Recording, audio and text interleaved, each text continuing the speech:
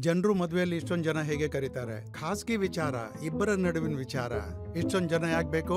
ಪ್ರದರ್ಶನ ಮಾಡ್ತೀರಾ? ಟಿಕೆಟ್ ಇದೆಯೇ? ಹಣ ಯಾಕೆ ಕೇಳ್ತಿಲ್ಲ? 500 ರೂಪಾಯಿ, 500 ರೂಪಾಯಿ. ಇನ್ನೂ ಹತ್ರ ಬಂದು ನೋಡಿ. ಬನ್ನಿ ಬನ್ನಿ ಬನ್ನಿ.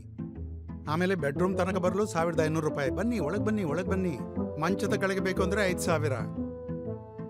ಮದುವೆಗೆ ಇಷ್ಟೊಂದು ಜನ ಯಾಕೆ ಬೇಕು? ಏನ್ ತೋರಿಸ್ಬೇಕು ನಿಮ್ಗೆ? ಯಾಕೆ ಕರೀತೀರಾ? ವೇದಿಕೆ ಮೇಲೆ ಪ್ರದರ್ಶನ ಮಾಡ್ತೀರಾ? ಅಲ್ಲಿದ್ಕೊಂಡು ಏನ್ ಮಾಡ್ತೀರಾ? ನೊಬೆಲ್ ಪ್ರೈಸ್ ಸಿಕ್ಕಿದ್ಯಾ? ಏನ್ ಬಟ್ಟೆ ಹಾಕೊಂಡಿದ್ದೀರಾ? ನಿಮ್ಮನ್ನು ಈ ಬಟ್ಟೆಯಲ್ಲಿ ಯಾರಾದ್ರೂ ನೋಡಿದ್ರೆ ಸಾಮಾನ್ಯವಾಗಿ ಮಕ್ಕಳು ಕಲ್ಲು ಎಸೆತಾರೆ ಹುಚ್ಚರು ಅಂತ. ಕುದುರೆನೂ ಇದೆ, ಕುದುರೆ ಮೇಲೆ ಯಾಕೆ? ಅದ್ರ ತಪ್ಪೇನು?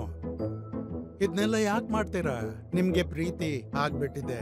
ಅದು ಯಾವಾಗ್ಲೂ ಸುಂದರ ಆಗಿರ್ಬೇಕು, ಪವಿತ್ರ ಆಗಿರ್ಬೇಕು, ಸಾರ್ವಜನಿಕ ಆಗ್ಬಾರ್ದು.